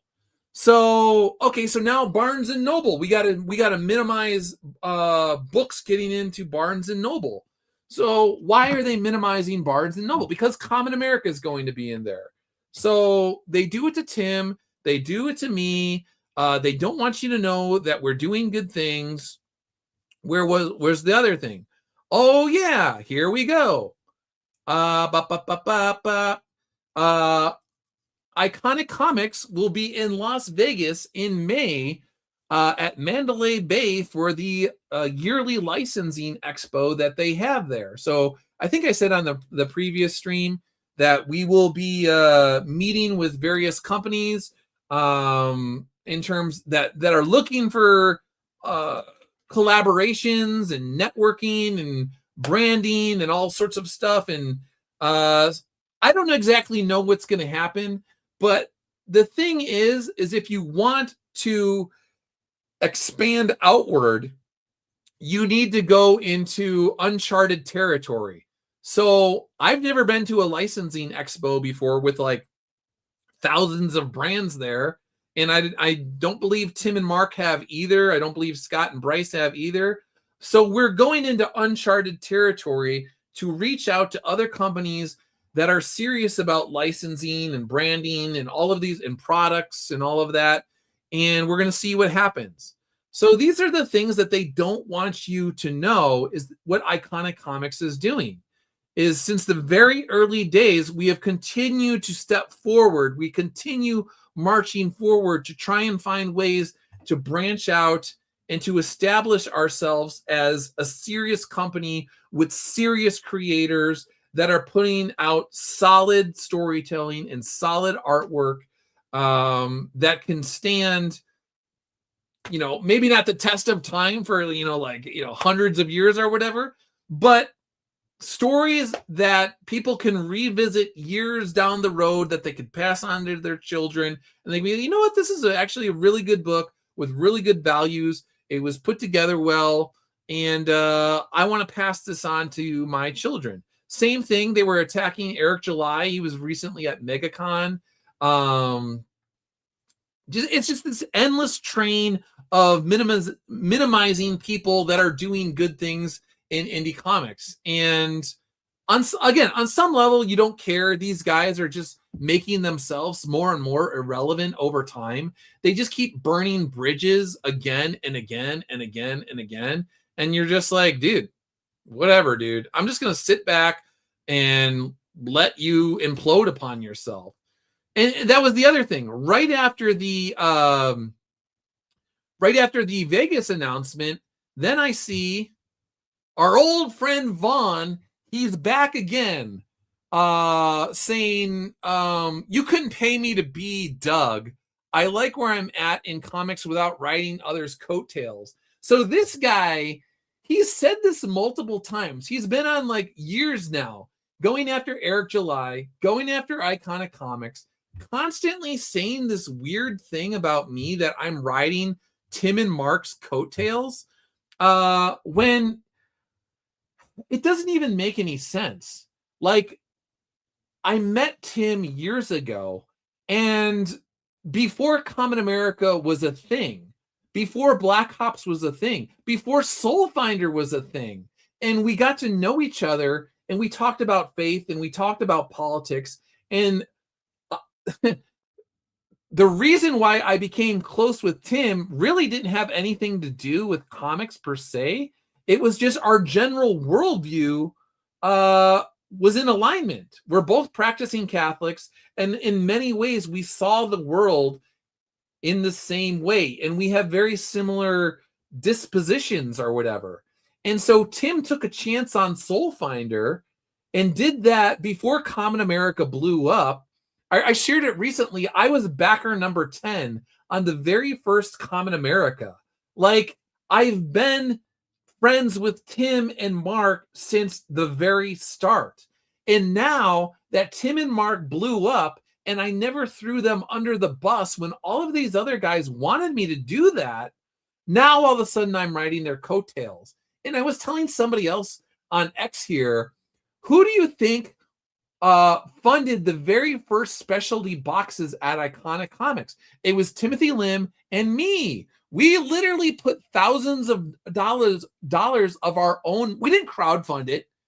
Tim and I put thousands of dollars of our own money into Iconic Comics when Iconic Comics was in its infancy. So now that Iconic Comics is going to Las Vegas for licensing shows, now that Iconic Comics is going overseas to Japan and listing Tim and Mark and me as honorary guests, now guys like Vaughn, while simultaneously he has a struggling, drowning Kickstarter campaign, now he wants to come out and say that I'm riding the coattails of the guys that I believed in from the very start, when I believe, if I'm not mistaken, they had trouble funding the very first Black Hops. the early campaign for Black Ops, like I want to say that it maybe raised like $12,000. I'm not 100% sure on that, but the point is you can't say that I'm riding the coattails of the people that I've been friends with from the start. Okay, like it doesn't. And on top of that, if Tim and Mark like were sucked into a black hole tomorrow, God forbid, I would continue to do Soul Finder. Tim and Mark have nothing to do with whether or not Soul Finder is published or not. So obviously they, how do I say it? Tim was the first artist on Soul Finder, and I will forever be grateful for that. And I've always told Tim that he has a blank check to use Father Redder in any way that he sees fit, because I know that him and Mark will always do a good job. But if Tim just decided tomorrow that he's not doing Common America or Black Ops, and he wants to just like travel Japan, with his family or something like that, I would continue to put out Soul Finder. So it doesn't even make any. Oh, that's the other thing I was saying. So what these guys do is they have an idea of success in their mind, and they project it onto me, and then they react to their projection of success that I literally don't hold. So Tim and Mark and I all have overlapping ideas of what success means, but I'm not doing what they're doing. Tim and Mark put out like 3 books a year now, if not more, because they got like the manga stuff going on. So they're putting out like an insane amount of books per year. And I'm sitting there just like at my own pace, randomly putting out a Soul Finder book when I want to. So like they're sprinting, and I'm just sort of like walking around reading books on my faith, reading books on exorcisms, reading other nonfiction, marinating on, mulling over certain ideas for months at a time, writing a script as I sort of see fit, in between using my smoker with my wife or going to Japan and doing all this sort of, like, I'm just like sort of doing my thing and putting it out. And it's not the same as what Mark and Tim are doing. So again, we have overlapping ideas, but even the idea that I'm riding their coattails implies that we have the exact same definition of success, when really it's just about guys that want to put out cool books when they want to put out cool books. If I cared about, if I needed external validation for what I was doing, going back to the Hollywood thing, I would have sold out Soul Finder in a heartbeat.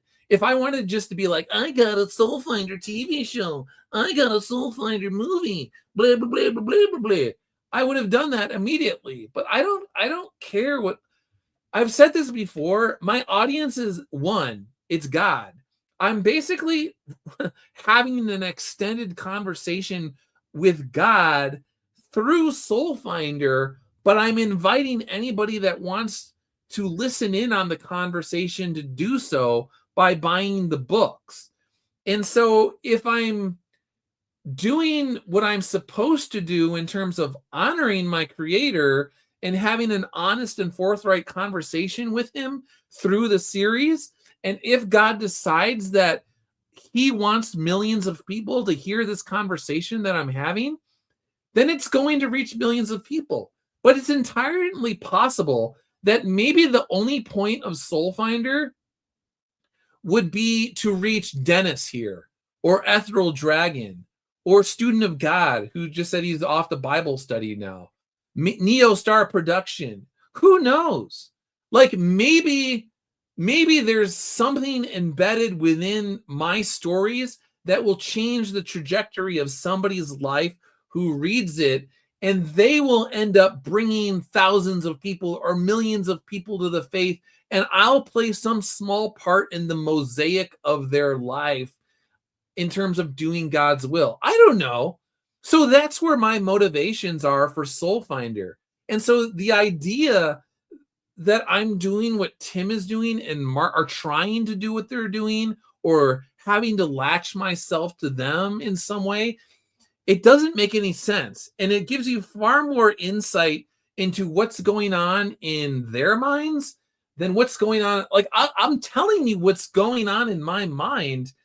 But I think a lot of times these guys are so manipulative and so bizarre that again, they project their own manipulative nature onto others. So guys like Vaughn, he's gone after and dishonestly attacked Eric July and Iconic Comics and me and Tim and Mark for multiple years now. And for what? You want to talk about like trying to get in good with people. It's so obvious that he was playing this sort of like horse racing game and betting on Comicsgate and Ethan and CG and all of them or whatever. And so he went all in trying to make sure he would virtue signal to them, be like, Doug is a bad guy. Tim is a bad guy. Blah, blah, blah, blah. Common America is for, girls or gooners or whatever these guys have said they've said all this stuff over the course of years. Eric July is horrible. It doesn't matter that there's plenty of receipts of me, saying that, he's actually like a good guy. Back when Comicsgate was like telling people to buy Eric July's books, then all of these other creators were also doing the same thing. And then the second that Ethan told them that Eric July was like the worst person in the world, then they flipped on a dime, and then all of the books were horrible. You could even go back to like Richard, your boy Zach. Back in the day, he was saying how much he loved the Rippaverse and Eric's books and all of this sort of stuff. And then as soon as Ethan was telling people that Eric was a bad guy, then Richard flipped, and then Eric's books are like the worst books in the world. And he dedicated like weeks and weeks and months and like a year plus to making these anti-Eric videos, which he then flushed down the toilet. And then he said he was never going to talk about Eric again. And then he started to talk about Eric again. It's all embarrassing. It's all projection on their part. They want to believe that I was the successful manipulative one who, like, years ago when I first met Tim was just like,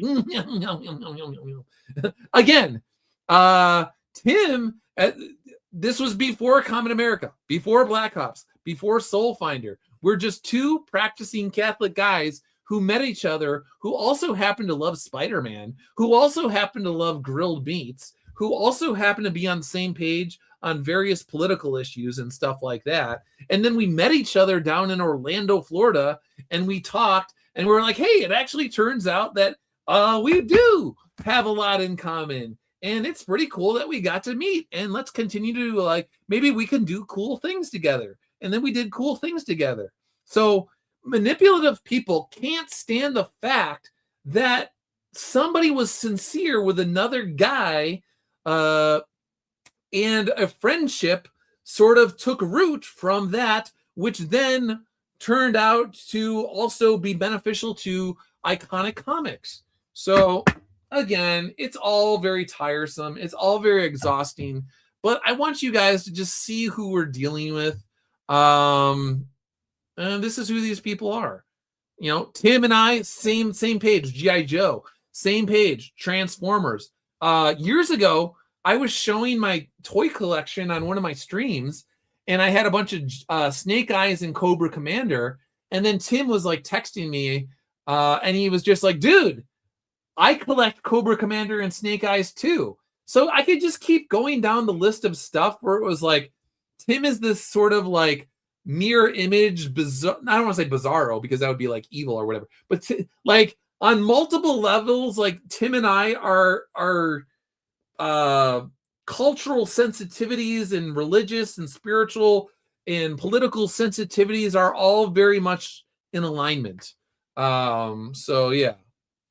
Neostar, damn Zach, how the mighty have fallen. Yeah, he turned himself into like left-wing, talk about bizarro version of Zach, where it's like, oh, okay, you deleted like thousands of videos or whatever it is, and all of the ones where you were framing yourself as conservative Republican guy, and now all you do is like go after conservatives and Republicans, and you do the you call them unks and stuff, like you're 20 years old when I think he's actually in his 50s, but he's using the jargon of the kids, man. I'm the kids. And then he had like some video where he was just like, I could say unk, or he was basically saying like, it's cool to be.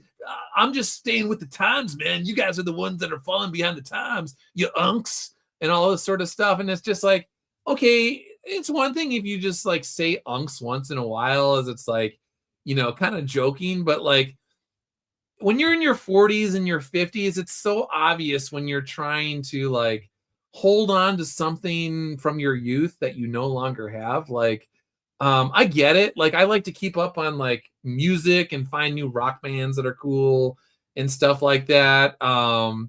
Who says unks? Says Ethereal Dragon. Yeah, every once in a while, like as a joke. But that's the thing. Like, that's the joke.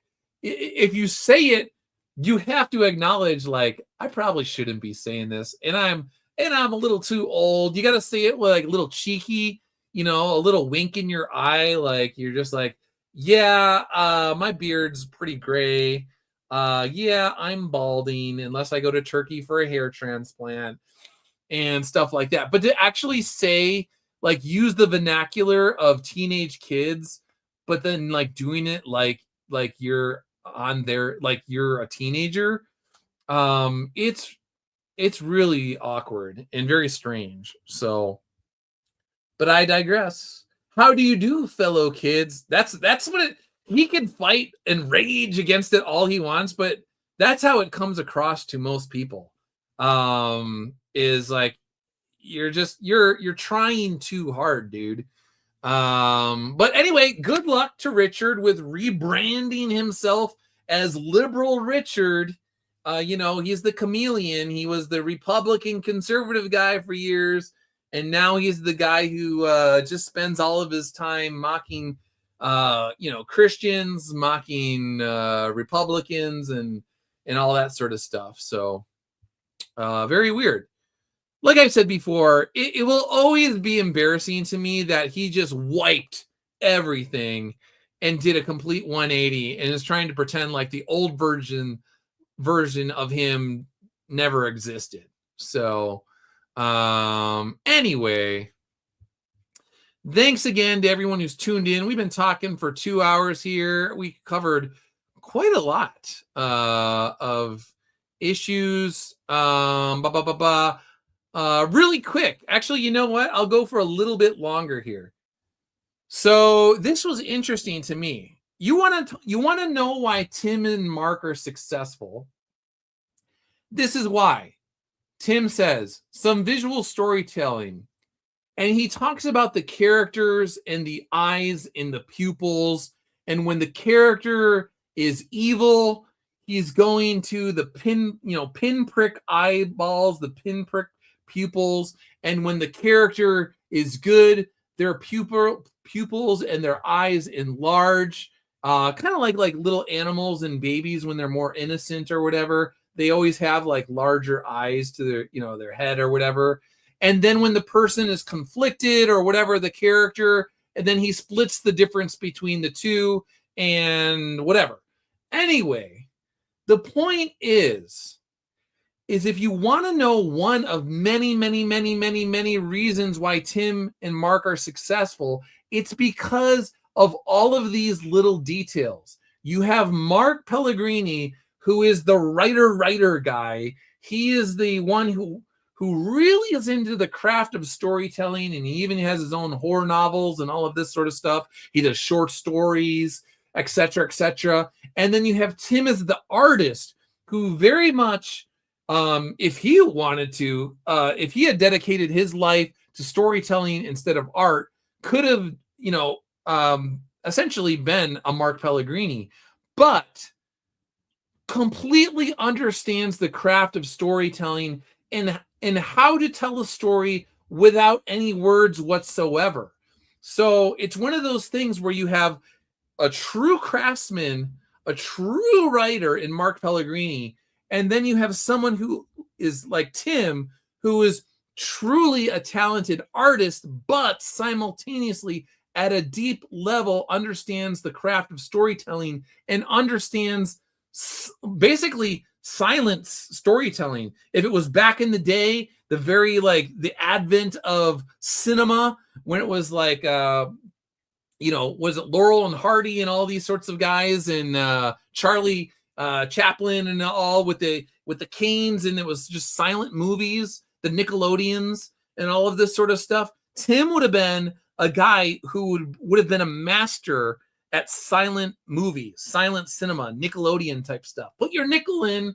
And so you have two guys like that together that are creating comic books, and then they're insanely driven on top of that, and they understand the pursuit of excellence. I could just keep going on and on. You have all these people that want to know, like, why are Tim and Mark successful? Because they are in many ways statistical outliers. They have all of the elements necessary to break through the noise out there and become successful. Because success isn't guaranteed by any means. But when you put all of these ingredients into a blender and you put them, it turns out that you're going to get a success smoothie out of it more often than not, especially if you continue to just grind away over the course of years. That's the other thing, is the tenacity and the longevity. A lot of people do one and done type stuff. They put out their book and they're just like, hey, why wasn't it successful? I put a book out. Oh, looks like nobody wanted my book. Meh. And they walk away.